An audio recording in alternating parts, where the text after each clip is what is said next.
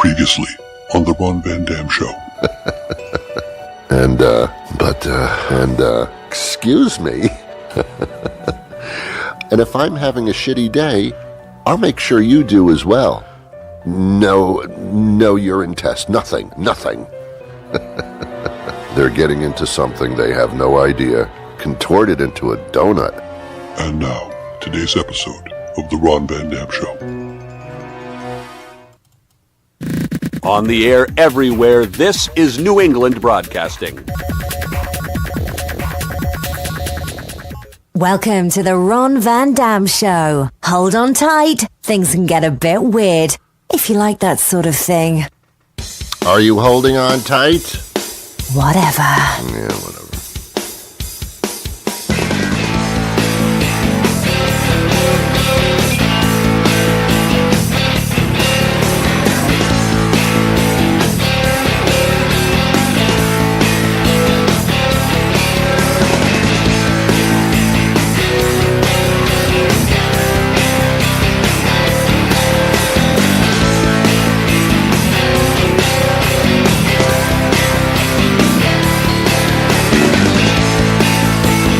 Good morning.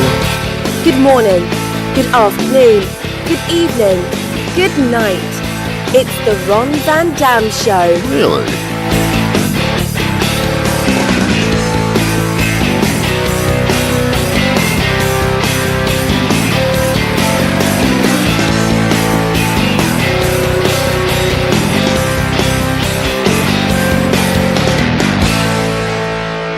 Sit back, relax, grab a cup of coffee, a cup of tea, whatever your liquid libation may be in the morning, and join us as we take a look at the world around us. As much as it's a pleasure to be with you, the pleasure is actually all yours. And now, here's your host, Ron Van Dam. Thank you very much, Julie. Welcome to the program. This is the Ron Van Dam Show. In case you didn't know, although I think you did, because I think you purposely have to click on us or listen to us to know what's going on. So you know it's the Ron Van Dam Show. Don't even go there. Welcome to the program. Make yourself comfortable. I have one of my people walking around with a finger sandwich tray. And today we're featuring seafood salad and bologna. Not separately, on the same sandwich. It's... What is it about bologna, man? I've got a thing about bologna. What kid doesn't? When I was growing up, I don't even know what bologna is. I can almost imagine what's in a hot dog, but bologna, you've got me totally floored. I have no idea what that crap is. All I know is it's very salty and very tasty. I don't know what's in there. I think some of my deceased relatives may have a little bit of a role in that. I don't know. It tastes a little bit like Grandpa. When I was growing up, bologna sandwiches were like every day. I wanted my mother to make a bologna sandwich. And retrospectively, I might as well just have asked my mother to just throw a couple of slabs of fat down my throat, because that's all that is. So yesterday, I'm in a supermarket in this area. It's called the Market Basket, which is a cute little name for a supermarket. It's a big chain, though. I'm in there, and I'm walking around, and I see this case of deli meats. I usually stay away from the deli meat case because it's all crap. It's all nitrates. They might as well just call it the nitrate section. It's what it is. But it's tasty stuff. It's alluring, tasty stuff. So I'm passing by the deli case, just as a fancy. And I'm seeing these wrapped little packages of deli meats, and I look down, and it says German bologna. And it's a half a pound for 90 cents. 90 cents for anything is amazing. 90 cents. Oh! I know. So I pick it up, and I look at this, and I stare at the little package, the 90-cent package, the half pound of bologna, and I'm staring at it like, should I do it? Should I do it?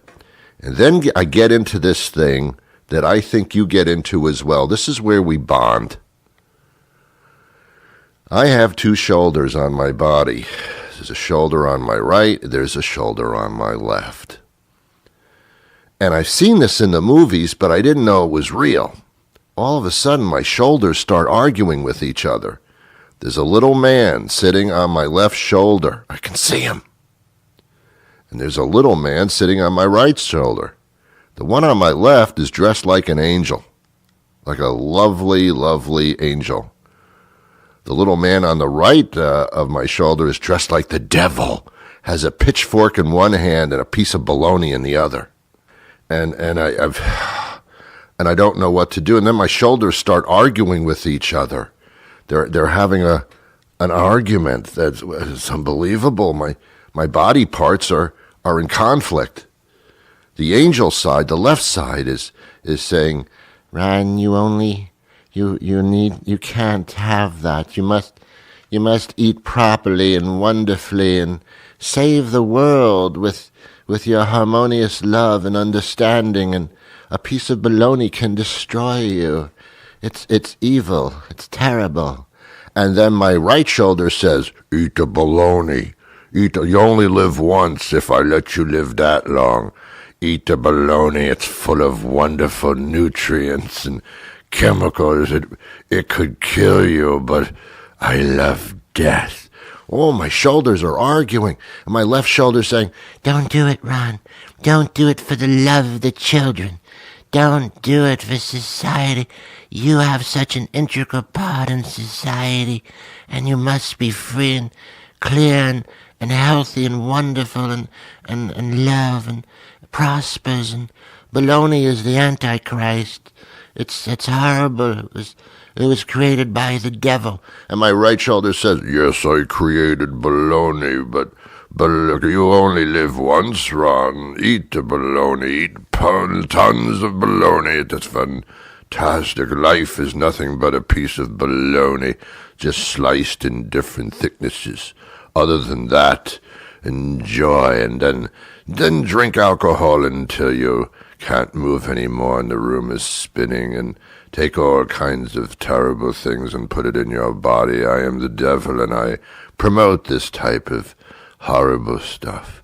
And my left shoulder is the angel is saying, don't listen to your right shoulder. I know the devil, not a nice thing. Don't do it, Ron. Come to the light. Stay beautiful and fancy free, and don't even eat meat. Don't eat anything.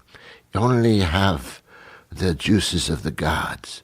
And my right shoulder, the devil is, screw your left shoulder if you possibly can. Said, don't listen to your left, listen to me. I am the soul of, I shall be taking your soul anyway. We all know that.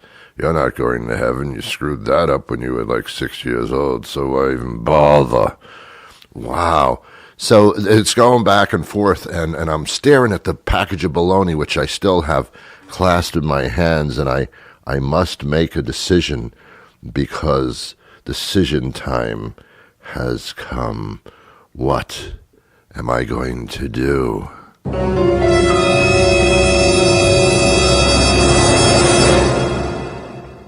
Well, I picked up the package of bologna and put it in the cart, and I went to the checkout lane. Now, the checkout lane at this Market Basket supermarket is about 7 miles long. It's a very popular supermarket because the prices are very low, and the food's not horrible. But I've lowered the bar to it's not horrible. So I have plenty of time online to change my mind, to turn around and put the bologna back, man, or just ditch the bologna, man. And my shoulders are still arguing back and forth, and they don't know what to do. And then I'm the next person at the checkout, and then I get to the checkout, and this lovely lady is standing next to the cash register, and she says, "How are you today?" And I respond by saying, "I'm in horrible conflict." And she says, "Well, what's the matter?" I said, "It's this bologna. I don't know whether to buy it or not. I don't know if it's not healthy for me, but I want to buy it for some reason." And then she stares at me and she says, Buy the bologna, Ron. Wow, she's been taken over by my right shoulder. So I buy the bologna. Now, here's the sick part of it. Ron, that wasn't the sick part. That whole thing wasn't the sick part. No, it wasn't the sick part. I got in the car, and as soon as I sat down and started the engine, I leaned over and opened up the little bag of the plastic bag of the shopping thing, and I opened it up, and I saw the little package of bologna, and I opened up the package, and I started eating the bologna in the car like a crack addict. I didn't eat all the bologna, but by the time I got home, which was about 5-10 minutes away, I felt sick to my stomach. It felt horrible. Not only did I feel sick to my stomach from the fat and the nitrates, although the taste of the bologna was familiar and wonderful, my stomach didn't feel very good. I felt sick. I felt horrible. But not only that, I felt horrible about myself. I had let myself down. I had done something horrible. I had conflicted myself. I let the worst of me win. And that was a horrible feeling. So, ladies and gentlemen, my point is this. Don't follow your shoulders. Follow your gut. The 3 sweetest words in podcasting? Ron Van Dam. Wow. Gave myself a little erection saying that one. And I forgot to turn off the microphone.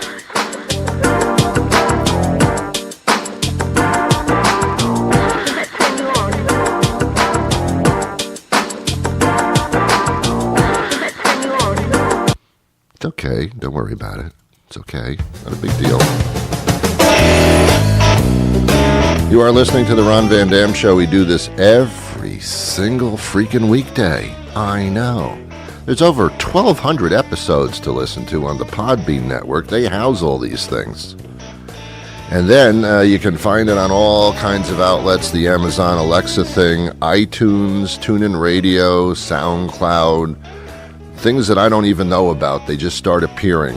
We post these on YouTube every single day as well.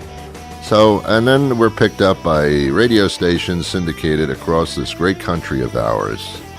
While people are trying to fight for freedom, I'm apparently just talking crap for half an hour. So, we have our purposes, I suppose. Hey, let me introduce some of the people that do great things on this show. Your announcer and comedy writer and comedy commercial producer is John Shanahan, ladies and gentlemen. Give it up. Give it up. The music is composed and performed for this program, as this song is in the background, by Jason Shaw. Thank you, Jason.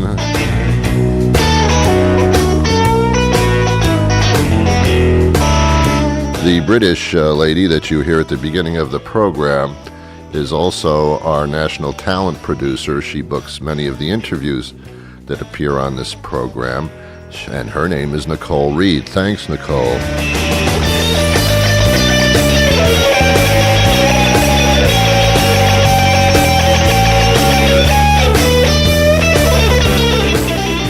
And we have contributors to the program. On Mondays, we're joined by Tori Lagarde, who's an actress and a humorist, and we talk about the weird things going on in the news and other things. Then on Wednesdays, we do a chit-chat kind of segment with Alicia Carey, who usually joins us from a coffee shop somewhere on the streets of New York City. And we talk about social things that we go through, interactions with people, and how to live this crazy lifestyle that we all live through.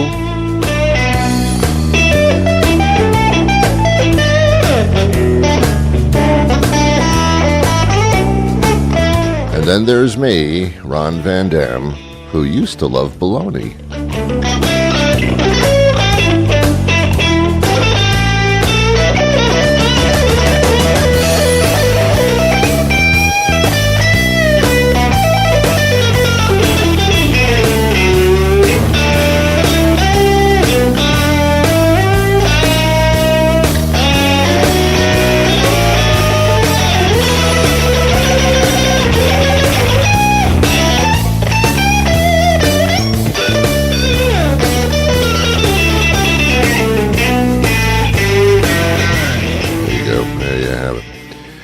hope you're doing well during this holiday season. It's such a screwed up time of year, isn't it?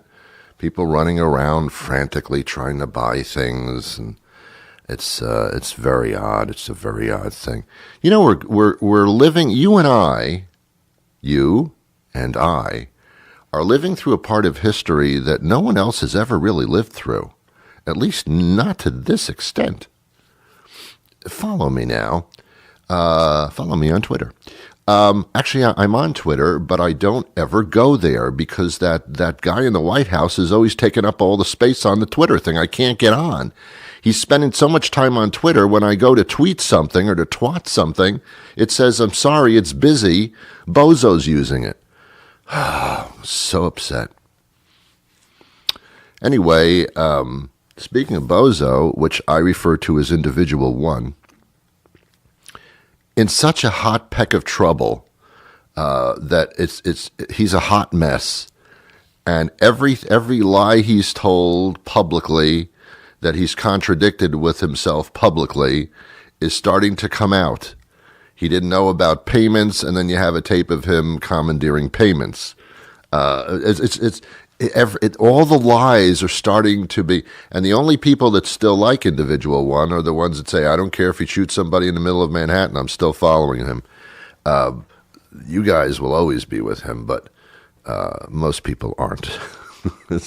We are living through what will soon be indictments, superior court battles as to whether you can actually indict a president on a crime while he's in office. These things are, and then you have an election coming up in a little less than 2 years. It's going to be fascinating, man. It's going to be the most fascinating time to live, as long as things stay fairly safe on an international level, of course. But nationally, this is fascinating. We've never been through anything like this, where such an incredibly large dickhead was running the country in the Oval Office. We've never had anything like... Oh, we've had dickheads, a vast number of dickheads in the White House, depending on your beliefs in the dickhead phenomenon. But to have someone that rises above dickhead and actually reaches the heights of douchebag, this is fascinating. Will he be impeached? Will he be indicted? Will nothing happen to him? Is he insane? Of course he is. He's starting to refer to himself as Trump. He's speaking about himself in the third person. That's the first sign of breaking down. I mean, I've known normal people that had breakdowns, nervous breakdowns, ended up in hospitals because they were mentally broken for a period of time. This guy is like, he's the top candidate, not to be president, but to have a breakdown. He doesn't get it. He's never dealt with other people. He spent his whole life being the king and the decision maker. He's been involved in everything that he's put his fingers on. And he thought he could run the government all by himself, and that every branch of the government was simply working for him. Like Major King douchebag. We're living through this, ladies and gentlemen, whether you support the man or not. Stuff's coming down. Big time. Biggest question for me, which will be most interesting, is can a sitting president be indicted? Or, to put it simply, can you break the law as the president and not be touched because you're the president? In other words, when you're the president, you can do anything you want and they can't touch you. Is that what this democracy is? We'll find out. Because, as they say, no one is above the law, not even the biggest douchebag ever. Okay, Ron, how do you really feel about the situation? I don't know. I could go one way or the other. All I know is I would love to go to a restaurant right now that had a pasta special. I love pasta. Hey, this is Bobby Marone, former heavyweight contender. But you know me as the guy who runs the area's favorite Italian restaurant. It's headshots, Bobby. Headshots. Thank you. Hey, do you like pasta? Of course you do.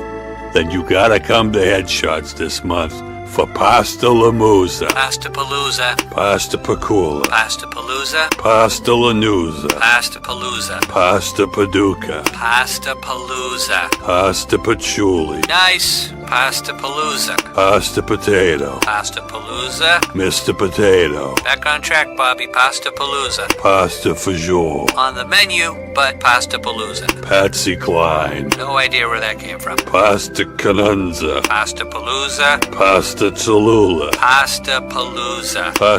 Jesus, just come out and have some goddamn spaghetti. Headshots now open Tuesday through Sunday at the corner of Flange and Hassenpfeffer. Josh Hendrix of CV Sciences joins us. He's a hemp industry expert, and there's some breaking news kind of is on this front. And we're talking about the legalization of hemp. I'm a little confused because hemp was an illegal substance. Now it's being considered not to be. But why would it be illegal if it wasn't a hallucinatory drug thing? Well, hemp was lumped in with all cannabis back in the 30s with the Marijuana Tax Act. Okay. And, essentially, they couldn't figure out how to synthesize it and mass produce it, whether that's cannabis that had a psychoactive effect, as you mentioned, or cannabis like hemp that they found better uses for. There's obviously conspiracy theories that all the people who made paper and plastic and nylon all got together and said we got to get rid of this hemp crop. It's too hard to compete with. That's just not true. Okay. The reality is when they created nylon and plastic, they thought they created the greatest thing ever. And hemp was really hard and nasty and a lot of manual labor, so they decided to go with the easier path, not knowing that was going to be bad for our planet and things like that. But right. I think that's how we got here. Okay. Now, there's a component in hemp that apparently has surfaced, and I don't know how long ago, as being an actual health benefit in a very major regard. How long has that realization been there? Well, I guess in general, it was discovered in the 90s that we all have an endocannabinoid system that we need to take cannabinoids, and the THC, the part that gets you high when you smoke marijuana, right, is just one of the many compounds in the plant. And the hemp plant, it's actually got a higher amount of CBD than any other compound. And what we're learning is that CBD, while non-psychoactive, non-intoxicating is how I'd like to say it, is really one of the many factors that can work as a dietary supplement to help balance out your system and just make you feel better overall. Okay. So now this is being touted as one of the great health discoveries of our time. And I guess the U.S. Agricultural or whoever oversees that has actually said, yeah, we're going to legalize it for this reason because there are benefits involved. Well, it's not even about the benefits, really. I mean, we're just now learning the details of those, and CBD is very new in the marketplace. But hemp products have been legal officially since 2004, but our whole lives. The only part of the hemp plant that was on the Controlled Substance Act is the plant itself or live seeds, meaning any products that stem from those have been legal. Now, this farm bill will certainly clear that up. Yeah. But it'll mean a lot for the marketplace because it does define hemp products. And as you mentioned, this is kind of a health phenomenon. As my friend Mark Blumenthal said, if CBD came from any other plant, we would look at it as the most revolutionary discovery of mankind. Right. Because it is helping with so many different things. Yeah. But getting people to understand the source, that this is an agricultural crop and that kind of stuff is always tough. And this would open up quite an industry in an agricultural sense. Well, it's going to take some time. We've got about a 70-year. Other countries have about a 70-year head start on us, which is good and bad. Wow. Okay. Yeah, it gives us an opportunity to, do this the right way. Hopefully, not Monsantize this and GMO it and that kind of thing, but also puts it at a disadvantage because we've got to play catch up with all these other industrialized nations that are growing hemp on a commodity scale. Yeah, but they've done all the work, so to speak. So, that's good. Yeah, exactly. Yeah. Wow. people are talking about this. I've done a few interviews on CBD, but it's in its infancy as far as availability is concerned in this country, certainly. But what I'm hearing about it is quite phenomenal. Yet I know little about it. It's kind of the same story with everybody. My parents are the same as you. They were. Everybody thought I was crazy 4 or 5 years ago when I quit my job to move home and get involved in the hemp industry. Right. Matter of fact, my boss said, "What are you going to do?" And I said, "I'm moving home and get involved in the hemp industry." And he said, that doesn't exist, right? And I said, "Yeah, but it will." And knowing that there's really no negative that comes with hemp, right? It's good for the soil. It's good for the farmer to diversify. It's going to create jobs at the processing level. Manufacturers like CV Sciences, where I work, are going to produce great products. Retailers are going to sell great products, and consumers are going to consume them. And you can't find a negative, situation in there. So I asked people to go through that with me. It's the same thing I did with Senator Mitch McConnell, and everyone goes, "Okay, I see your point. Right. Now, how do we make this happen? And how do we go from radical prohibition to legalization?" I think the Farm Bill is the easiest path for now, and we'll continue to see it develop after that. Well, here's the interesting part of this is that the demand for it is far exceeding the development, in the sense that everybody who hears about this wants to order it now, not to wait. They want to get a hold of this thing. That's a very interesting component to supply and demand in such a radical manner. Yeah, that's not always going to be the case. I think with hemp, especially with this Farm Bill, and especially with cannabis in general in states like Colorado and California, et cetera, you're never going to have a shortage of cannabis again. So what you've got to do is figure out the most efficient way to produce it. Because if $1 a pound, if a pound of marijuana and a pound of hemp are both $30 a pound now, and we know hemp's going to go down a lot faster, you got to figure out how to produce it for a heck of a lot cheaper than what we're doing with marijuana. So. Yeah, I think that the supply and demand issue is going to be an interesting thing to watch over the next couple of years as we start to develop more technology and cooler products, not just plus CBD oil like we make, but also some of these fiber material, composite materials and door panels and things like that. The sky really is the limit with this plant. We just got to have the full legalization to kind of open up the floodgates. Do you find as soon as people hear about it and want it, that they would start ordering and trying to get it from other locations outside of the country, which I think is legal, isn't it? Yeah, of course. Yeah, and that's the thing. When you talk about the food and the fiber, so not the CBD aspect, you got to be able to compete. Yes. And if you're making your composite material, some type of, you make speakers, let's say, and you're like, oh, I want to use hemp, you have to basically sit there and look at it. Okay, do you want to spend twice as much money to use hemp? Of course not. So you have to make it competitive and really flood the market with it to have a competitive advantage. Yeah. Well, CV Sciences is what we're talking about, what the connection is, and how would one get more information about this? They've heard about it, but we're kind of talking around it because we don't have a long time here. But how do you get more information? Yeah, so at CV Sciences, we are the leader in producing hemp-derived CBD products. It's really, there's two companies that are kind of leading the way. One does it mainly direct to consumer. We're mainly on retail shelves. So we kind of own the shelf space in the independent health food world with our product line plus CBD oil. So you can go to pluscbdoil.com.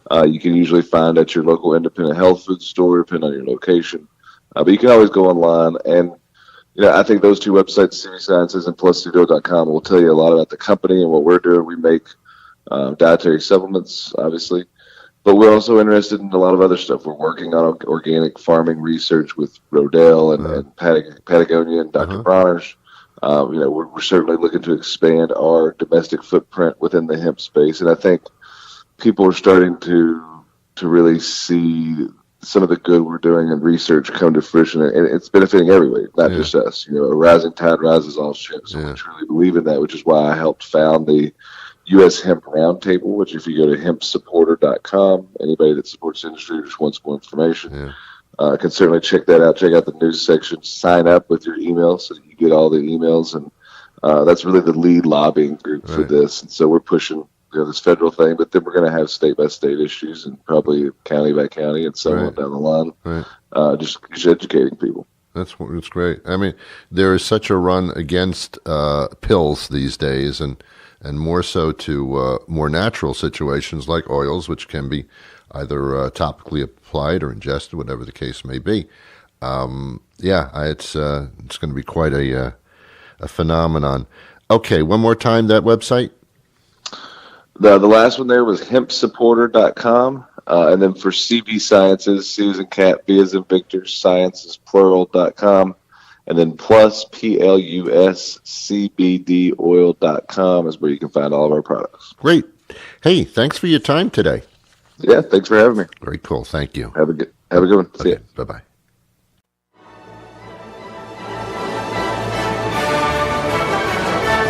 That'll do it for me today. I have a feeling it'll do it for you, too. I just have this feeling. I'll be back again the next time another weekday rolls around. Until then, I wish you peace.